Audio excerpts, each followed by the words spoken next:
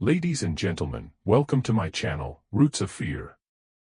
That marriage certificate, still preserved in the Louisiana State Archives, yellowed and brittle, bears the names of Jeremiah Aldrich and Celeste, who is listed simply as property beneath his signature.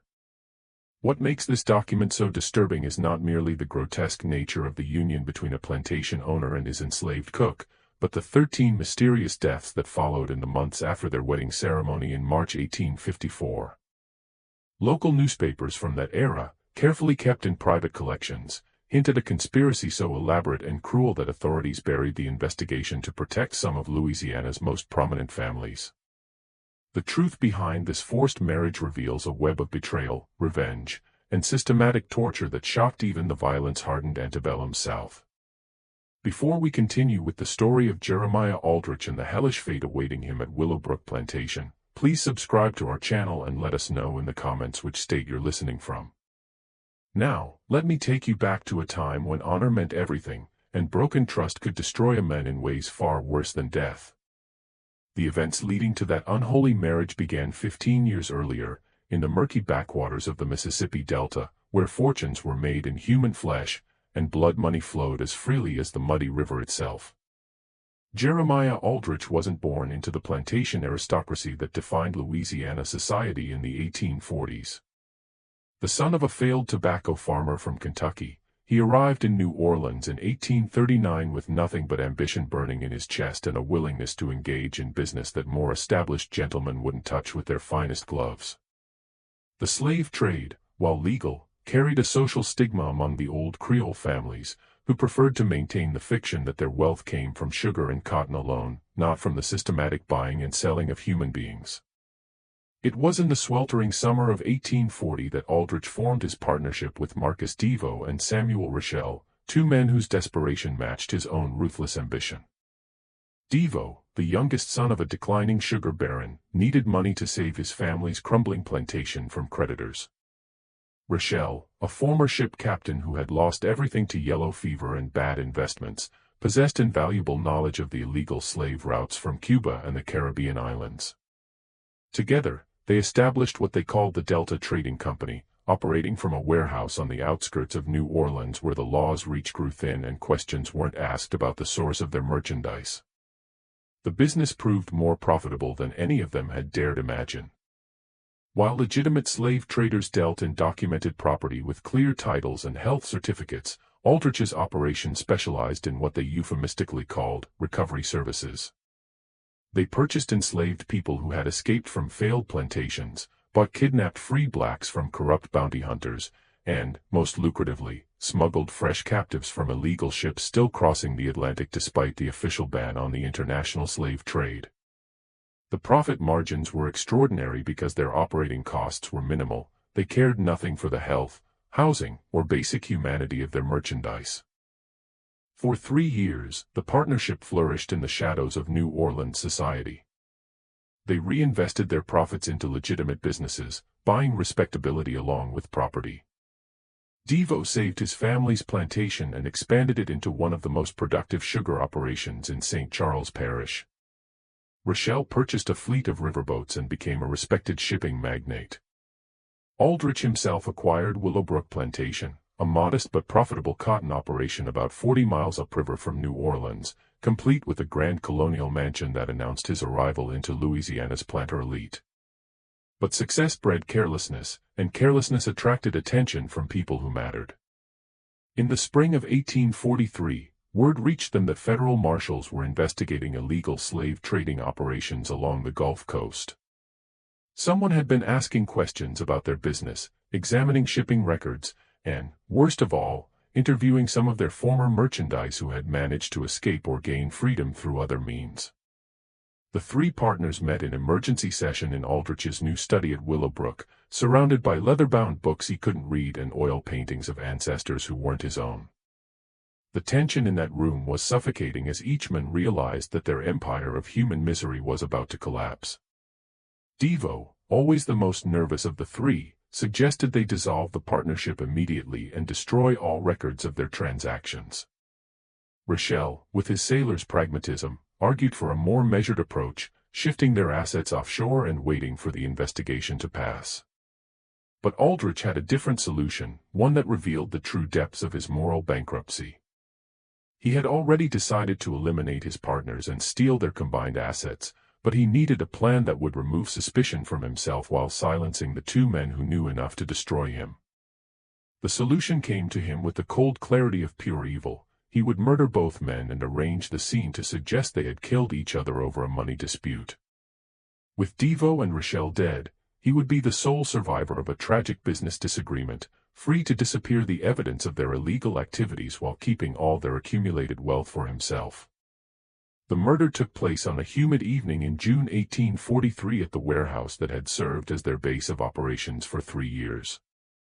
Aldrich arranged the meeting under the pretense of planning their exit strategy from the slave trading business.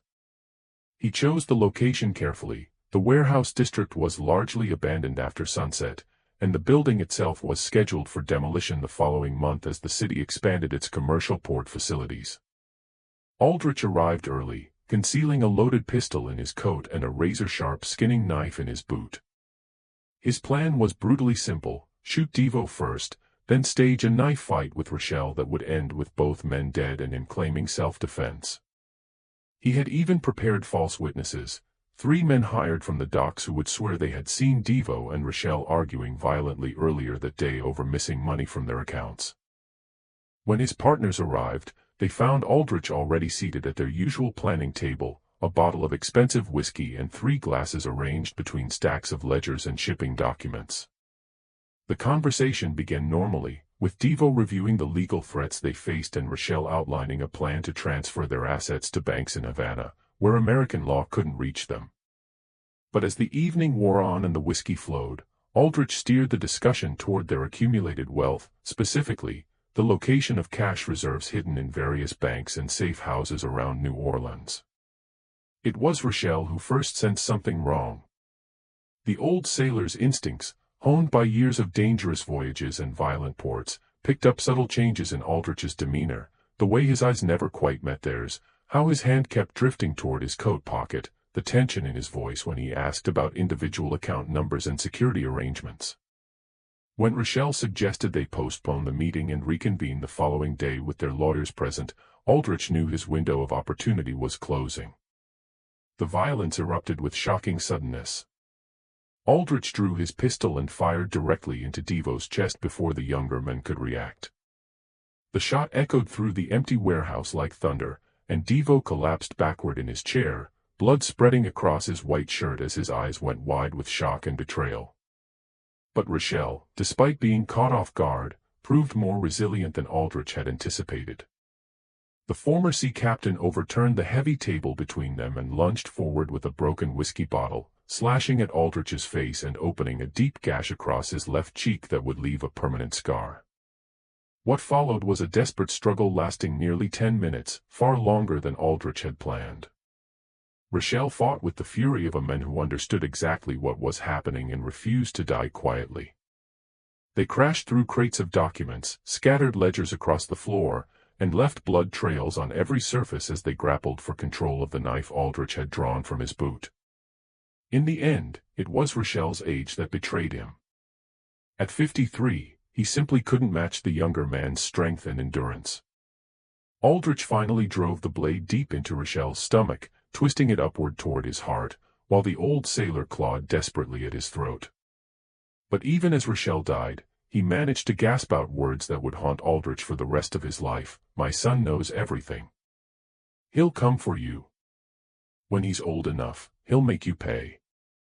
At the time, Aldrich dismissed these as the delusional ravings of a dying man. He had no idea that Marcus Devo's younger brother, Philippe, had been secretly documenting their illegal activities, or that Samuel Rochelle's 17-year-old son, Henri, possessed detailed knowledge of every transaction, every contact, and every crime the Delta Trading Company had committed over 3 years of operation. Aldrich spent the next 4 hours methodically arranging the crime scene to support his planned story. He placed Devo's body in a position suggesting the men had been shot while reaching for a weapon, then positioned Rochelle nearby with a bloody knife in his hand and defensive wounds implying a struggle between the two victims. He scattered money around the room to suggest a dispute over finances, damaged the office safe to imply a robbery gone wrong, and even inflicted additional wounds on his own hands and arms to support his claim of being an innocent bystander caught in their violent confrontation. The false witnesses performed exactly as paid, testifying to police that they had seen Devo and Rochelle arguing earlier that evening about missing partnership funds.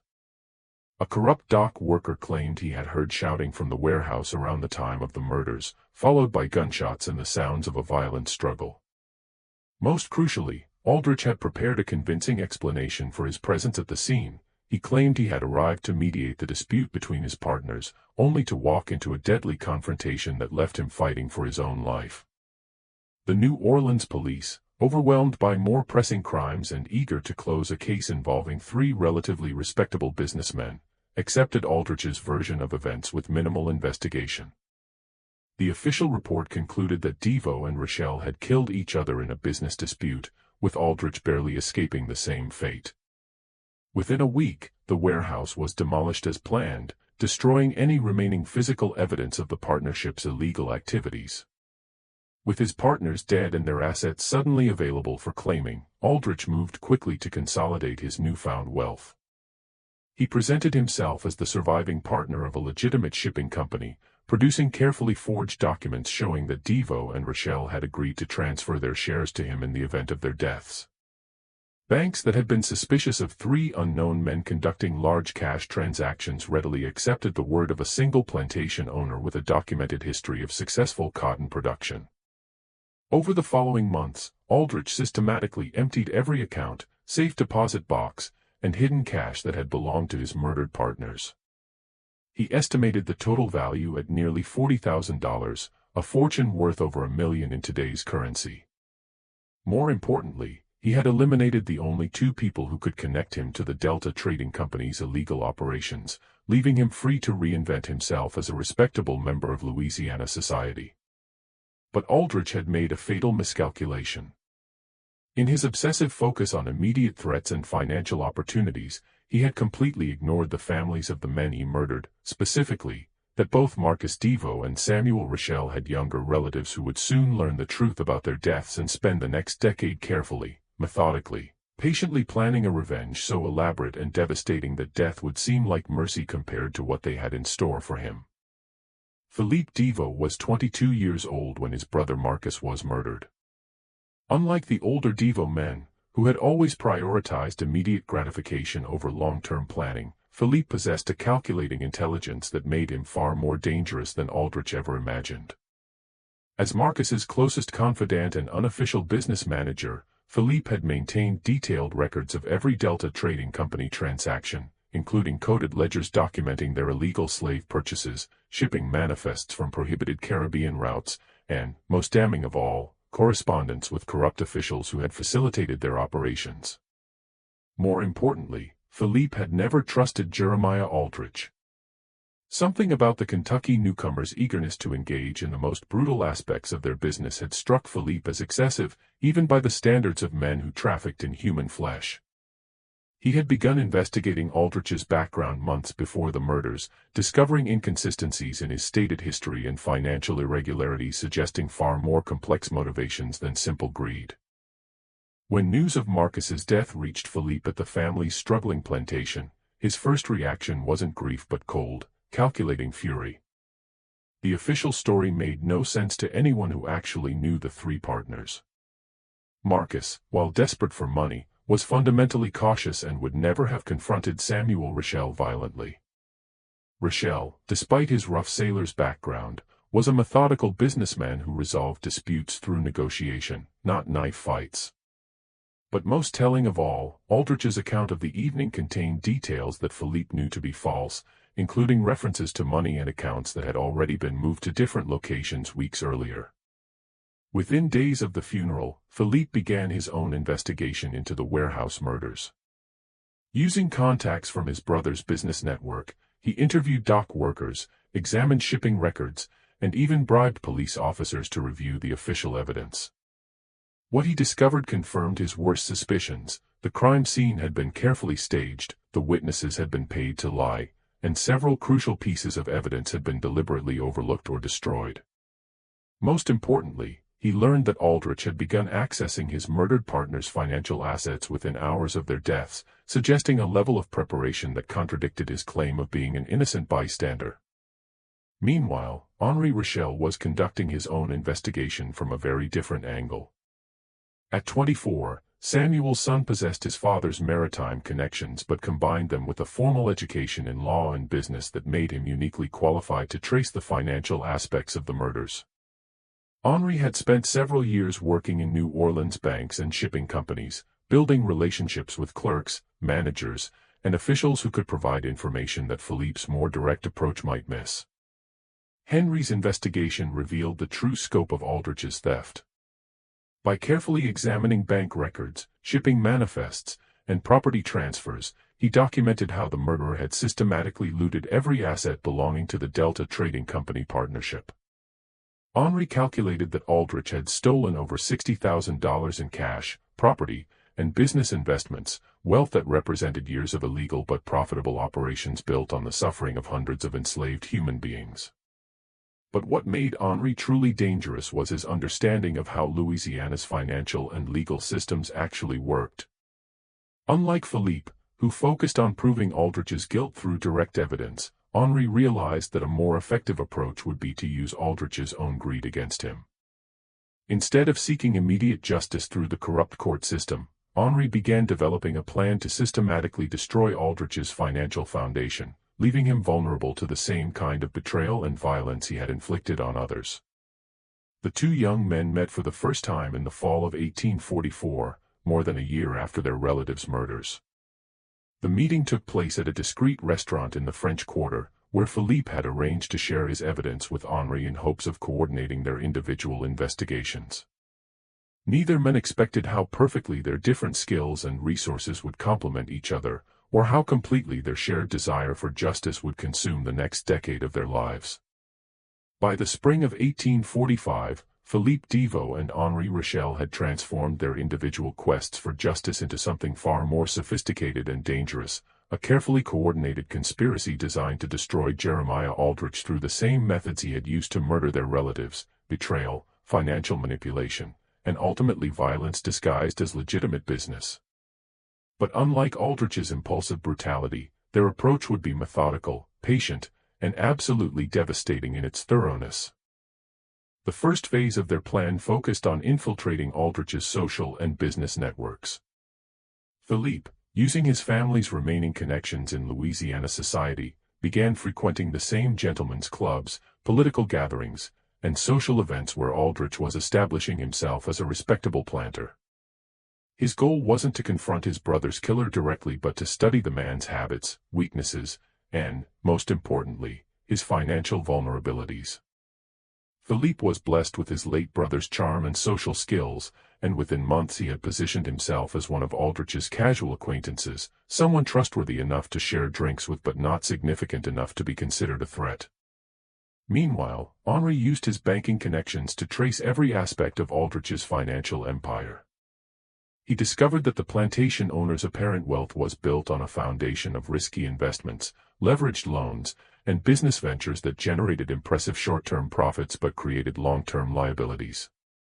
Most crucially, Henri learned that Aldrich had developed a serious gambling problem, regularly losing thousands of dollars in high-stakes poker games and horse racing bets that he funded through increasingly desperate borrowing against his plantation's future crops. The gambling addiction gave them the perfect opening for their revenge. By 1848, Henri had secured employment with the First National Bank of New Orleans, the institution that held the primary mortgage on Willowbrook Plantation.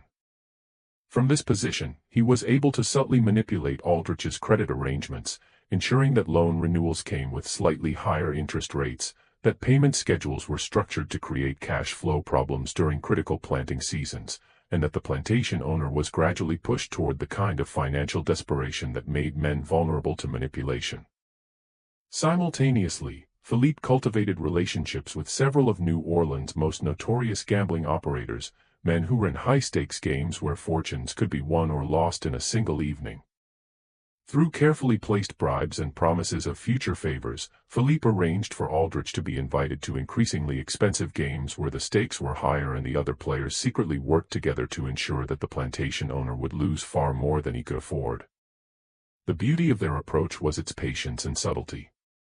Rather than confronting Aldrich directly or seeking quick revenge through violence, they systematically destroyed the financial foundation that supported his social position and self-image. Every loan that came due created stress. Every gambling loss deepened his desperation. Every failed attempt to raise quick cash through risky investments pushed him closer to the kind of complete ruin that would leave him vulnerable to whatever final punishment they chose to inflict. By 1851, their efforts were beginning to show results. Aldrich's debts had grown to nearly $30,000, and the interest payments alone were consuming most of his plantation's annual profits. He had been forced to sell several parcels of land to cover gambling losses, and rumors were circulating among Louisiana's planter elite that Willowbrook Plantation was in serious financial trouble. More importantly, Aldrich's personality was beginning to show the strain of constant financial pressure. He had become short-tempered, suspicious of his neighbors' motives, and increasingly desperate in his attempts to find new sources of income. But Philippe and Henri were not content with mere financial ruin. Their ultimate goal was to subject Aldrich to the same kind of humiliation and terror that their murdered relatives had experienced in their final moments. They wanted him to understand that his prosperity had been built on blood, that his respectability was a fiction, and that justice had finally found him despite all his careful planning and brutal efficiency. The final phase of their revenge would require them to push Aldrich beyond mere financial desperation into a position where he would be forced to accept whatever terms they offered, no matter how degrading or dangerous those terms might be. They needed him to be so completely trapped that death would seem preferable to the alternatives, but they also needed him alive long enough to fully appreciate the sophisticated nature of their vengeance. It was Henri who conceived the idea of using Aldrich's own enslaved people as instruments of his destruction. Every plantation owner lived in constant fear of slave rebellion, and that fear could be exploited by men who understood the psychological dynamics of the master-slave relationship. But rather than inciting an actual uprising, which would be both dangerous and morally problematic, Henri suggested a more subtle approach. They would use Aldrich's marriage to one of his own enslaved people as the ultimate humiliation, a public degradation that would destroy his social standing while leaving him legally powerless to escape the consequences. The selection of Celeste as the instrument of Aldrich's final humiliation was not random. Philippe and Henri had spent months studying every person who lived and worked at Willowbrook Plantation, looking for someone whose forced marriage to their target would create the maximum possible social damage while also providing them with a reliable means of controlling Aldrich's ultimate fate.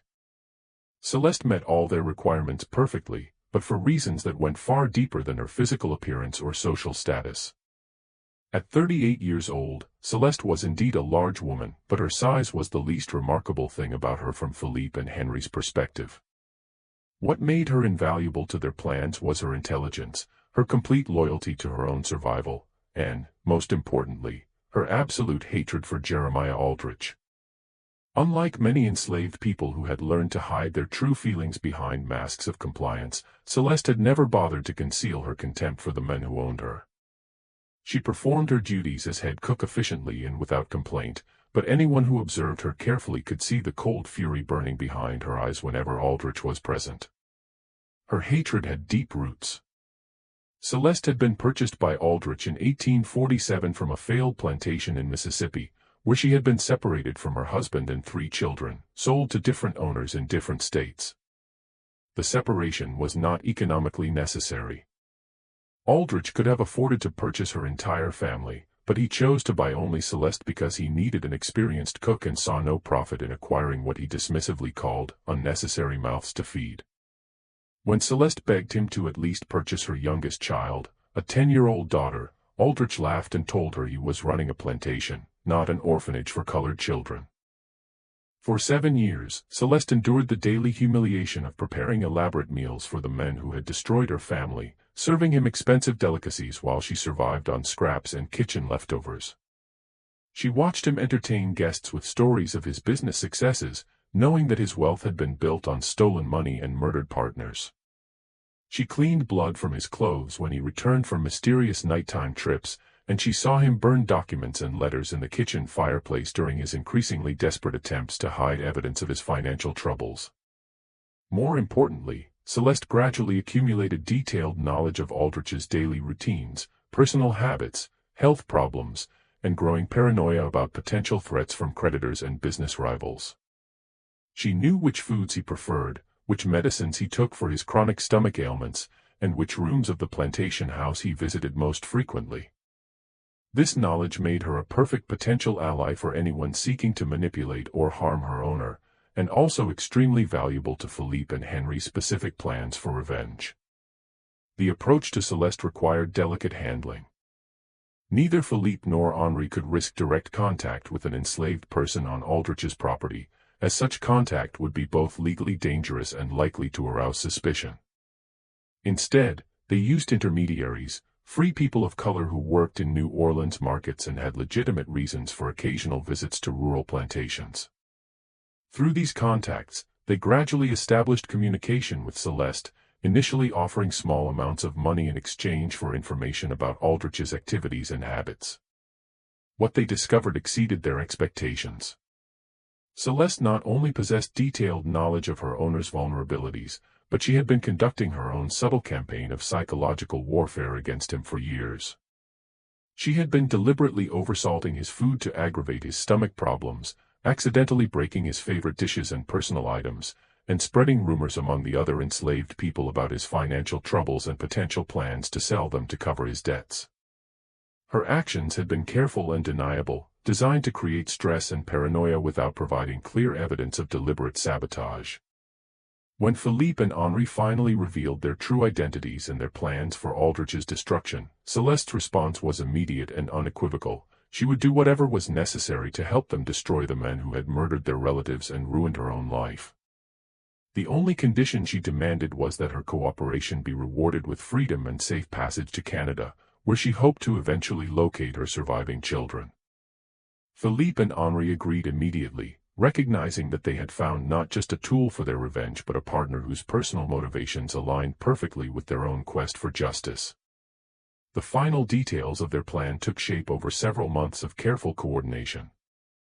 Aldrich would be pushed into complete financial ruin through a series of manipulated gambling losses and called loans, leaving him vulnerable to an offer he could not refuse: marry Celeste in a legal ceremony or face immediate death at the hands of his creditors. The marriage would destroy his social standing and provide Philippe and Henri with legal access to his property through their control of his wife. Most importantly, it would place Celeste in a position where she could gradually poison Aldrich over several months, causing him to suffer the same slow, agonizing death that their murdered relatives had experienced. But the plan required one more crucial element: timing. They needed to ensure that Aldrich's financial collapse coincided with a period when he would be isolated from potential allies and unable to seek help from law enforcement or political connections. The opportunity came in early 1854, when Henri learned that Aldrich was planning to attend a high-stakes gambling tournament in New Orleans, hoping to win enough money to save his plantation from foreclosure. It would be the perfect moment to spring their trap, when Aldrich would be desperate enough to accept any terms offering hope of survival, no matter how degrading those terms might prove to be.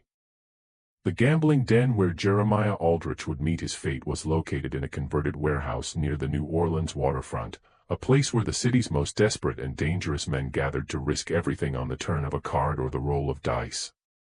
The February evening in 1854 when Aldrich arrived was particularly humid and oppressive, with fog rolling off the Mississippi River to shroud the streets in a gray mist that seemed to muffle sound and blur the boundaries between reality and nightmare. Aldrich entered the den carrying a leather satchel containing $8,000, nearly every liquid asset he could scrape together through the sale of slaves, equipment, and personal property from Willowbrook Plantation. It represented his last desperate attempt to win enough money to satisfy his creditors and save his plantation from foreclosure. What he didn't know was that Philippe Deveau and Henri Rochelle had been carefully orchestrating this moment for months, ensuring that every other player at the high-stakes table would be working together to strip him of his remaining wealth. The game was 5-card stud poker, played with stakes that started at $500 per hand and escalated quickly as the evening progressed. Aldrich initially experienced moderate success, winning enough smaller pots to believe that his luck might finally be changing. But as the stakes increased and the alcohol flowed more freely, he began making increasingly reckless bets, driven by desperation and the false confidence from his early wins. By midnight, Aldrich had lost more than half his stake, but he continued playing with the desperate intensity of a man who understood that this was literally his last chance to save himself from complete ruin. The other players, following Philippe's careful instructions, allowed him to win occasional hands to keep him at the table but gradually increased the pressure until he was betting amounts that represented his entire remaining fortune on single draws of cards. The final hand began just after 2 a.m., when the fog outside had grown so thick that the gaslight from the street lamps barely penetrated the warehouse windows. Aldrich was dealt what appeared to be a strong hand, a pair of kings showing, with the possibility of a full house if the hidden cards fell correctly. Confident that this was his moment to recover his losses and perhaps even win enough to solve his financial problems permanently, he pushed his remaining $3,000 into the center of the table.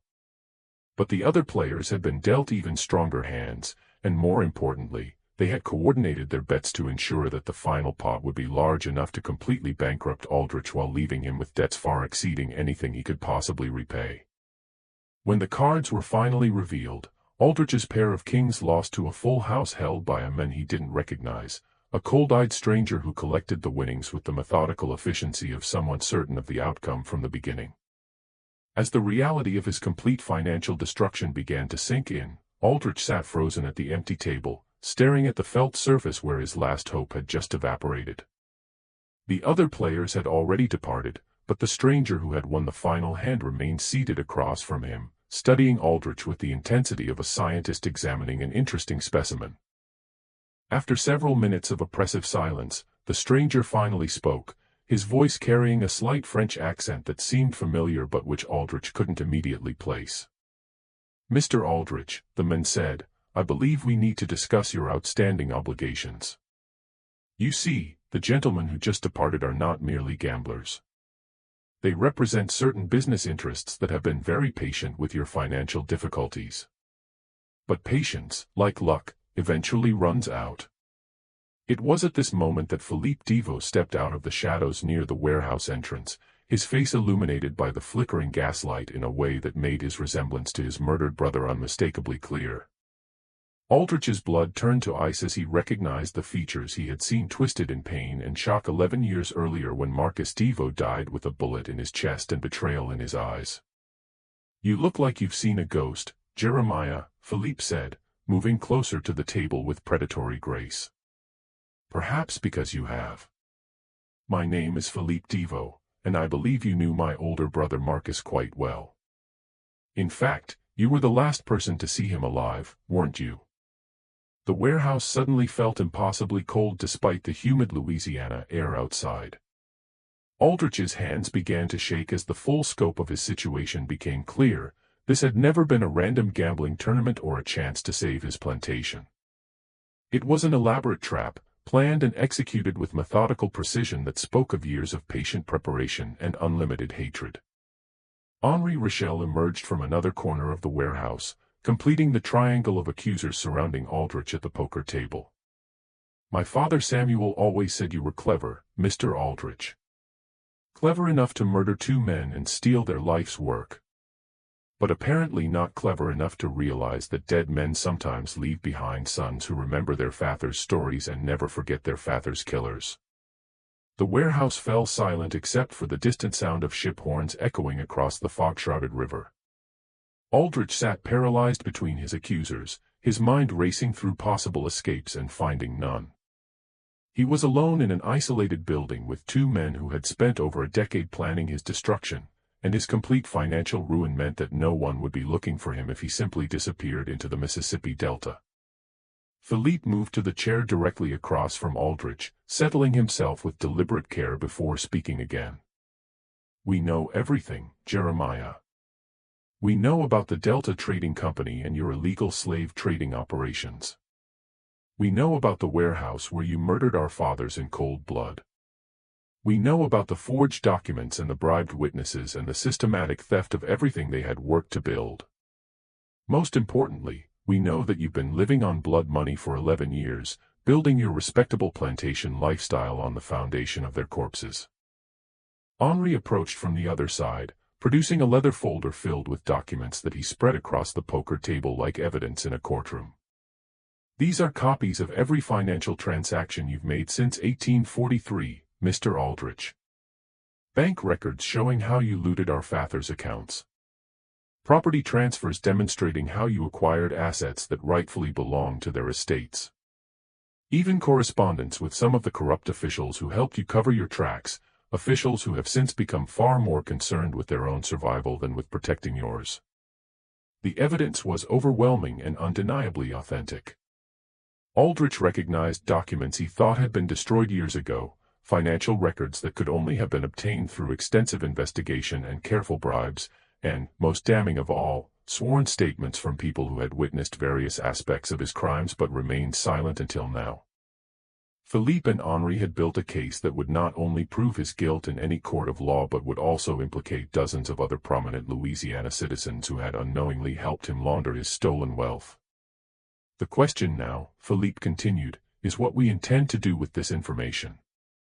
We could turn it over to federal authorities, who would be very interested in prosecuting not only you but everyone who helped you integrate stolen money into Louisiana's banking system. Or we could arrange for certain parties in New Orleans to learn that you've been operating under false pretenses for over a decade, living a lie built on the murder of their business associates and friends. I suspect that either approach would result in your death, probably preceded by considerable unpleasantness." Aldrich finally found his voice, though it came out as little more than a whisper. "What do you want?" "Money." "I can get money." "My plantation is worth—" "Your plantation is worthless," Henri interrupted. "We hold the mortgage, remember. Along with most of your other debts. We've been systematically acquiring your obligations for years, Mr. Aldrich.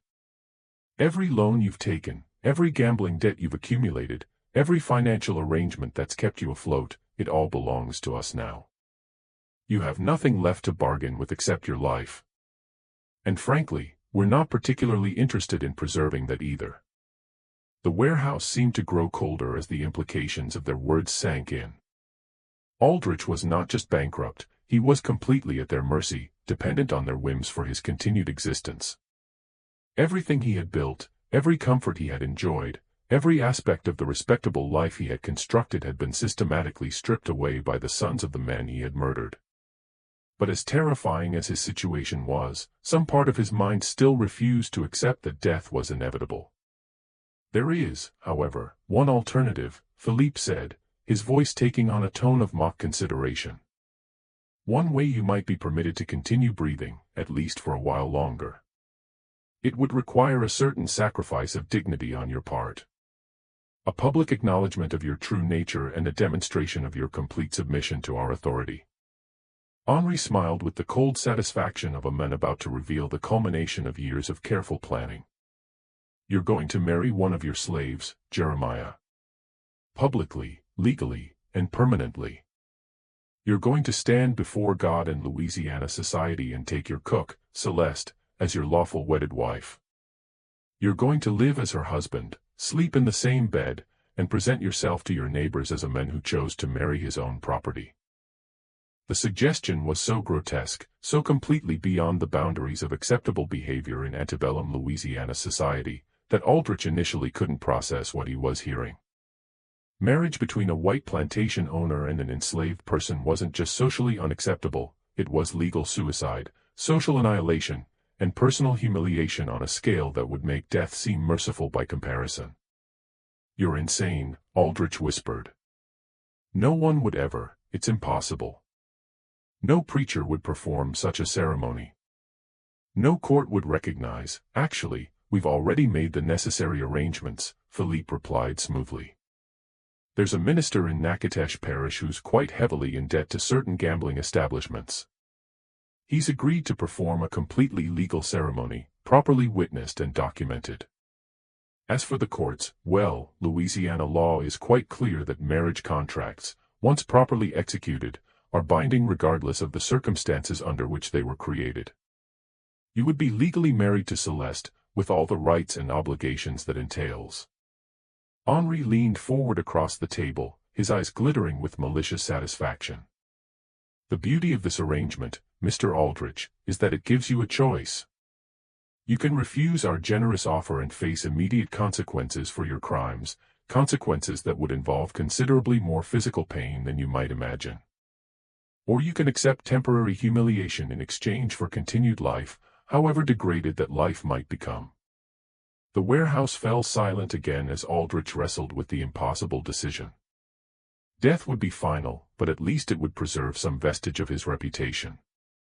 His neighbors might remember him as a man who had gambling problems and business failures, but they wouldn't know the truth about his murders or his crimes. Marriage to Celeste, on the other hand, would destroy every aspect of his social identity while leaving him alive to endure years of public humiliation and private torment. "How long?" he finally asked. "If I agree to this arrangement, how long would it last?" Philippe and Henri exchanged a look that spoke of shared understanding and mutual satisfaction. "For the rest of your natural life, Mr. Aldrich.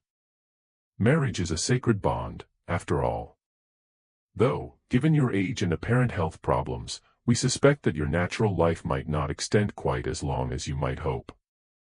The implication was clear and chilling. They weren't offering him a temporary humiliation followed by eventual freedom. They were offering him a slow death disguised as marriage, a prolonged torture that would destroy his spirit before finally claiming his body. But the alternative, immediate execution in a fog-shrouded warehouse with his body dumped into the Mississippi River, seemed even worse than whatever they had planned for him. Just when we thought we'd seen it all, the horror in this Louisiana warehouse intensifies. If this story is giving you chills, share this video with a friend who loves dark mysteries. Hit that like button to support our content, and don't forget to subscribe to never miss stories like this. Let's discover together what happens next. After what felt like hours but was probably only minutes, Aldrich raised his head and looked directly at his tormentors. "If I agree to this marriage, what guarantee do I have that you won't simply kill me anyway?" "None whatsoever," Henri replied with brutal honesty. "But you do have our word that your death, when it comes, will be considerably more pleasant than what we had originally planned. Think of the marriage as an opportunity to demonstrate good behavior. Compliance will be rewarded with kindness. Resistance will be punished with creativity." Philippe produced a document from his coat pocket and placed it on the table beside the evidence of Aldrich's crimes. "This is a marriage contract, properly prepared and ready for your signature. The ceremony is scheduled for tomorrow evening at Willowbrook Plantation, where all your neighbors and business associates will be invited to witness your voluntary union with Celeste. They've been told that you've experienced a religious conversion and wish to demonstrate your commitment to Christian charity by elevating one of your slaves to the status of wife. The final humiliation was the requirement that he present the marriage as his own choice, a voluntary act of Christian benevolence rather than the forced degradation it actually represented. His neighbors would think him eccentric, possibly insane, but they would also believe that he had chosen this path of his own free will. No one would suspect that he was being coerced by the vengeful sons of murdered partners because no one else knew that Marcus Devo and Samuel Rochelle had ever existed. Aldrich reached for the marriage contract with hands that shook so violently he could barely hold the document steady. The terms were simple and absolute. He would marry Celeste in a legal ceremony, live with her as husband and wife, and provide for her welfare as he would any spouse. In exchange, his creditors would refrain from immediate collection of his debts and would allow him to continue operating Willowbrook Plantation under their oversight. As he signed his name to the contract that would destroy his life, Aldrich tried to convince himself that he might find some way to escape this trap once he had bought time through compliance. Perhaps he could appeal to authorities, or flee to another state, or find some legal loophole that would invalidate the marriage. But even as these desperate thoughts flickered through his mind, he could see the satisfaction in Philippe and Henri's eyes. They had planned this moment for over a decade, and they had anticipated every possible avenue of escape he might consider. "Welcome to the family, brother-in-law," Philippe said as he collected the signed contract. "We'll see you tomorrow evening for the ceremony. I trust you'll dress appropriately for such a momentous occasion." The morning of March 15, 1854, dawned gray and oppressive, with heavy clouds threatening rain and a humid wind carrying the stench of rotting vegetation from the nearby swamps. Aldrich had not slept since returning from New Orleans, spending the night pacing his study and staring at the marriage contract that represented the end of everything he had worked to build over 15 years in Louisiana. Celeste had been informed of the arrangement through intermediaries, though she pretended surprise when Aldrich awkwardly attempted to explain the situation during breakfast. She listened to his stammering account of financial difficulties and social obligations with the kind of patient attention a parent might show to a child confessing minor misbehavior. When he finished his pathetic explanation, she simply nodded and said, "Yes, Master Aldrich, I understand. I'll prepare myself for the ceremony." The calm acceptance in her voice terrified him more than anger or resistance would have. It suggested a level of preparation and coordination that implied she had known about the plan long before he had been forced to agree to it. As he watched her move efficiently around the kitchen, preparing what would be their last meal as master and slave, Aldrich began to realize that his tormentors had been far more thorough in their planning than he had initially understood. Throughout the day, neighbors and acquaintances arrived at Willowbrook Plantation, drawn by invitations that Philippe and Henri had sent in Aldrich's name. The guests were told that they were witnessing a remarkable demonstration of Christian charity, as their neighbor had decided to honor one of his most faithful servants by offering her the protection and dignity of marriage. Most arrived expecting to see some sort of elaborate joke, or perhaps evidence that Aldrich had finally succumbed to the mental instability that his recent financial troubles seemed to suggest. What they found instead was a properly organized wedding ceremony, complete with decorations, refreshments, and a nervous groom who seemed genuinely committed to the bizarre proceedings. Aldrich had dressed in his finest clothes, as Philippe had suggested, and he played his role with the desperate conviction of a man who understood that his survival depended on a convincing performance. When guests asked about his unusual decision, he repeated the explanation about religious conversion and Christian duty with enough apparent sincerity that most accepted it as the eccentric choice of a man under considerable stress. Celeste appeared for the ceremony dressed in a simple but elegant gown that someone had provided for the occasion. At 38, she was indeed a large woman, but she carried herself with dignity and composure that impressed even the skeptical guests. More importantly, she seemed genuinely pleased by the attention and respect she was receiving, smiling graciously at the assembled crowd and thanking them for witnessing what she called the most important day of my life.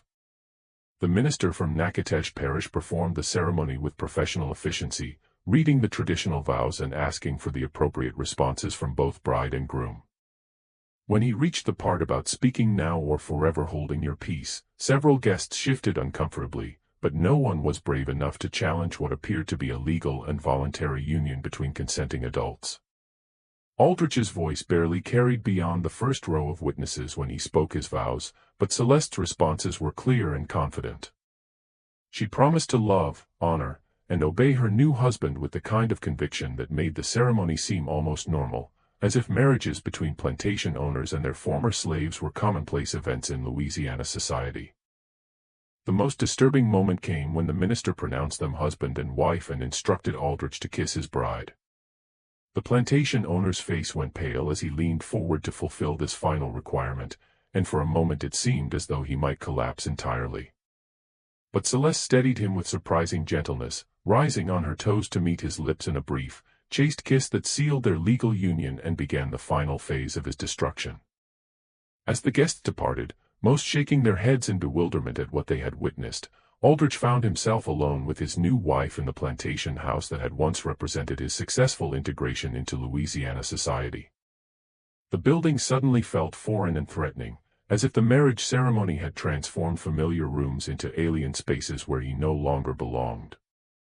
Celeste moved through the house with the confidence of someone who understood that the power dynamic had shifted permanently.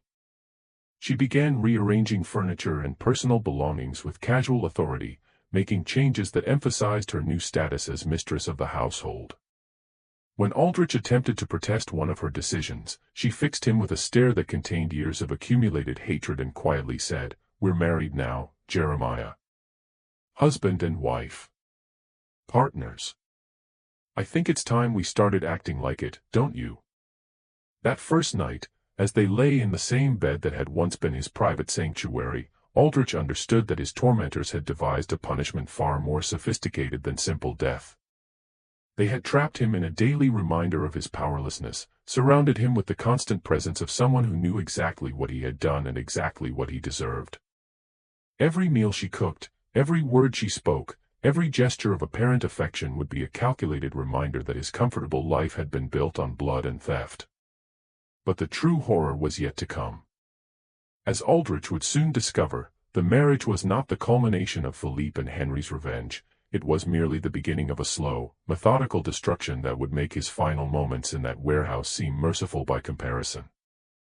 The first month of marriage passed with deceptive normalcy, as Celeste settled into her new role with an efficiency that impressed even Aldrich's remaining neighbors.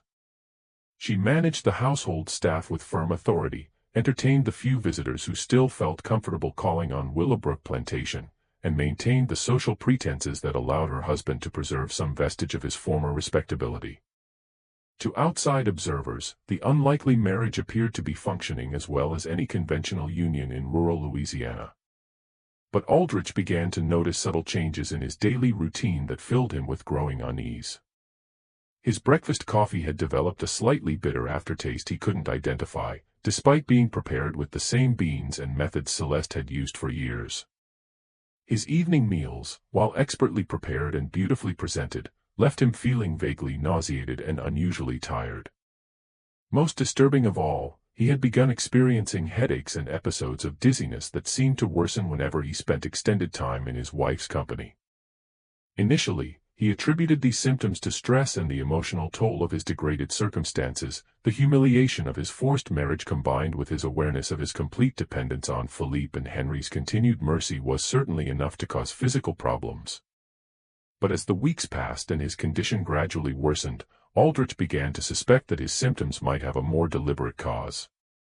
His suspicions were confirmed during a conversation with Dr. Hamilton Warren, Willowbrook's longtime physician, who had come to examine Aldrich after he collapsed during a business meeting with potential cotton buyers. Dr. Warren's preliminary examination revealed symptoms consistent with chronic poisoning, specifically, the gradual accumulation of toxic substances that were slowly destroying his digestive system and nervous functions. "Your condition is quite serious, Mr. Aldrich," Dr. Warren explained as he packed his medical instruments. "The symptoms suggest prolonged exposure to arsenic or a similar metallic poison. Such poisoning typically occurs over several months, with the victim experiencing increasing weakness, digestive problems, and neurological deterioration. Without immediate treatment and removal from the source of contamination, the condition is invariably fatal." The diagnosis confirmed Aldrich's worst fears about his wife's true intentions. Celeste was systematically murdering him with the same patient methodology that Philippe and Henri had used to destroy his finances and social standing. She was administering poison in carefully measured doses, probably mixed into his food or drink, creating a slow death that would appear natural to anyone not specifically looking for signs of deliberate harm. But confronting Celeste directly would be both dangerous and pointless.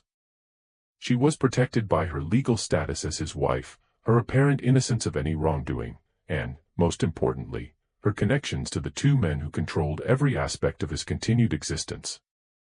If he accused her of poisoning him, she could simply deny the charges while Philippe and Henri arranged for more immediate and violent consequences for his paranoid accusations against their chosen instrument of justice.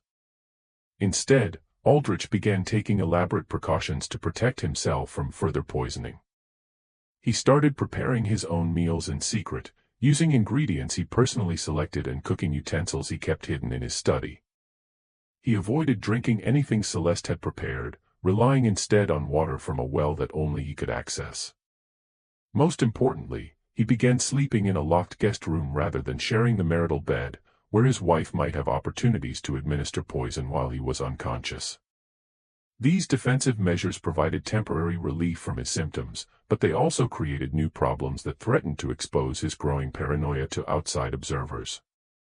Neighbors who visited Willowbrook Plantation began commenting on his gaunt appearance, his nervous behavior, and his obvious reluctance to eat or drink anything in his wife's presence. Word spread throughout the parish that Jeremiah Aldrich was displaying signs of mental instability, possibly as a result of the stress associated with his unusual marriage.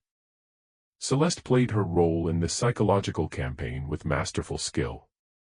When guests expressed concern about her husband's behavior, she responded with the kind of patient worry a devoted wife might show for a beloved spouse suffering from illness or mental disturbance.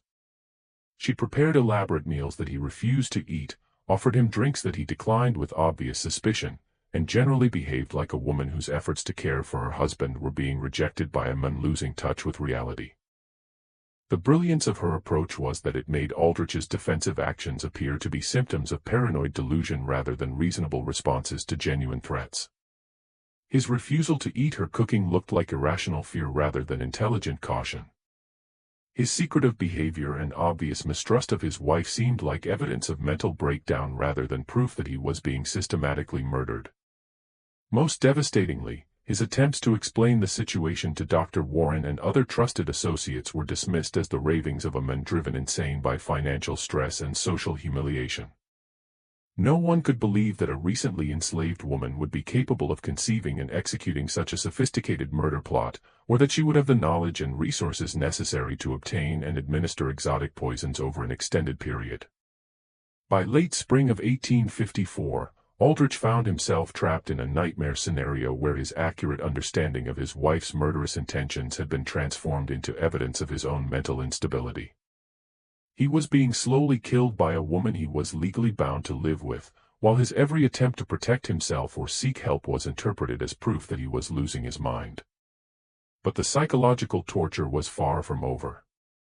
Philippe and Henri had designed their revenge to include not just physical suffering but complete social isolation and the gradual destruction of every relationship Aldrich had maintained during his years of apparent respectability. They wanted him to die alone, friendless, and utterly convinced that justice had finally caught up with him despite all his careful planning and brutal efficiency. The truth about his situation was revealed to Aldrich in the most cruel and methodical way possible, during a dinner party that Celeste had organized to celebrate their 3-month wedding anniversary.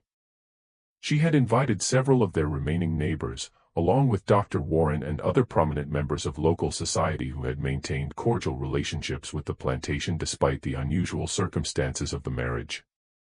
Aldrich had spent the day preparing for the evening with his customary paranoia, secretly eating beforehand and planning to avoid consuming anything his wife had prepared. But when the guests arrived, Celeste announced that she had prepared a special surprise for the occasion, a bottle of wine that had supposedly been aging in the plantation cellar since before their marriage, which she wanted to open as a symbolic toast to their future together. The wine was presented with great ceremony, opened in front of all the guests to demonstrate that it hadn't been tampered with, and poured into glasses that had been cleaned and prepared in full view of everyone present. When Celeste proposed a toast to their marriage and their hopes for many more years together, Aldrich found himself unable to refuse without appearing completely insane to his assembled neighbors. As he raised the glass to his lips, Aldrich caught sight of his wife's eyes across the dinner table. For just a moment, her mask of devoted affection slipped, and he saw the cold satisfaction of someone about to achieve a long-anticipated victory. But by then it was too late to avoid drinking the wine, and he could only hope that whatever poison she had used would work quickly enough to spare him prolonged suffering. The effects began within minutes of consuming the wine. Aldrich experienced severe stomach cramps, followed by difficulty breathing and a burning sensation in his throat and chest. As he collapsed at the dinner table, gasping for air and clutching his stomach, the assembled guests assumed they were witnessing the final breakdown of a man who had been slowly losing his mind for months. Dr. Warren immediately began examining Aldrich, but his efforts were hampered by what appeared to be hysterical interference from Celeste. She threw herself across her husband's body, sobbing and begging the doctor to save him, while simultaneously making it impossible for Warren to provide effective medical treatment. Her performance was so convincing that the other guests spent their time comforting her rather than helping with the medical emergency. But as Aldrich lay dying on his own dining room floor, Celeste leaned close to his ear and whispered words that revealed the true scope of the conspiracy that had destroyed his life. Marcus Devo was my cousin, Jeremiah. Samuel Rochelle was my uncle by marriage. I've been working with Philippe and Henri since 1845, waiting for the perfect opportunity to watch you die the way you made them die, slowly, painfully, and completely alone. The revelation that his wife was not merely a tool of his enemies but an active participant in their family conspiracy added a final layer of horror to Aldrich's death. He had been living for months with a woman whose hatred was personal and immediate, not just hired or coerced. Every meal she had cooked, every conversation they had shared, every moment of apparent domestic tranquility had been part of an elaborate performance designed to maximize his suffering while minimizing suspicion about the true cause of his decline. As his vision darkened and his breathing became increasingly labored, Aldrich could hear Celeste continuing her performance for the benefit of their guests. She was begging Dr. Warren to try harder, pleading with God to spare her beloved husband, and generally behaving like a woman whose world was collapsing around the loss of the men she loved. The other guests offered comfort and support, completely convinced that they were witnessing a tragic accident rather than the culmination of an 11-year quest for revenge. Jeremiah Aldrich died at 9:47 p.m. on June 18, 1854, surrounded by neighbors who believed he had suffered a stroke or heart attack brought on by months of mental instability and declining health. Dr. Warren's official cause of death was listed as natural causes associated with prolonged nervous exhaustion, a diagnosis that satisfied everyone except Philippe Deveau and Henri Rochelle, who knew exactly what had killed him and why. The funeral was well attended, with Celeste playing the role of grieving widow with such conviction that several prominent ladies from neighboring plantations offered to help her manage Willowbrook Plantation during her period of mourning.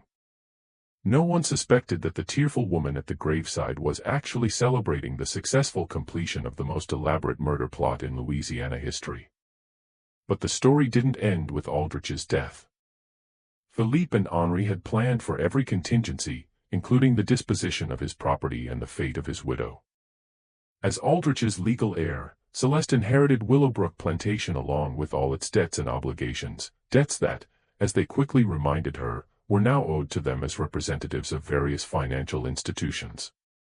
Within a month of the funeral, Celeste had signed documents transferring ownership of the plantation to Philippe and Henri in exchange for forgiveness of the outstanding debts. She then disappeared from Louisiana entirely, presumably heading north with enough money to start a new life as a free woman in a place where no one knew her history as either a slave or a murderess.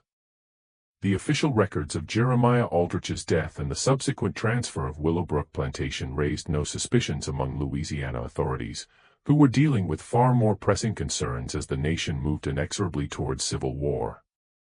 The story of the plantation owner who had married his slave and then died of natural causes became a minor footnote in local history, occasionally mentioned as an example of the eccentric behavior that financial stress could produce in otherwise respectable men.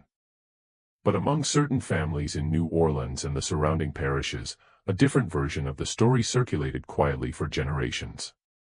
This version spoke of a conspiracy so elaborate and patient that it had taken 11 years to reach completion, of a justice so perfectly calibrated that the punishment had matched the crime in both duration and suffering. Most importantly, it served as a warning about the dangers of betraying business partners, especially when those partners had relatives intelligent enough and ruthless enough to spend a decade planning the perfect revenge.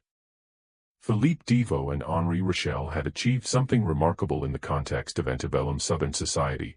They had successfully prosecuted a murder case that no court would have touched, executed a death sentence that no judge would have imposed, and done it all through methods that left no evidence of their involvement. Their success had required patience, intelligence, financial resources, and, most importantly, a complete understanding of how Louisiana's social and legal systems actually functioned. The transformation of Willowbrook Plantation after Aldrich's death provided the final evidence of how thoroughly Philippe and Henri had planned their revenge. Rather than selling the property for profit, they converted it into a refuge for freed slaves and escaped bondpeople, creating exactly the kind of humanitarian institution that would have horrified the man who had built his fortune on human trafficking.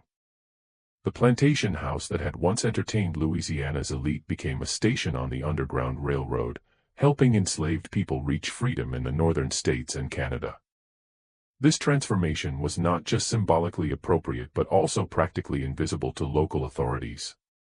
Philippe and Henri's legitimate business connections provided cover for the unusual activities at Willowbrook, while their reputation as respectable Louisiana businessmen deflected suspicion from anyone who might have questioned the plantation's new purpose. They had used their enemy's own property to continue the fight against the institution that had made him wealthy, turning his legacy into a weapon against everything he had represented. But perhaps the most remarkable aspect of their revenge was how completely it had erased Jeremiah Aldrich from history. Unlike the victims of more conventional murders, who at least receive recognition as casualties of crime, Aldrich had been systematically eliminated from existence.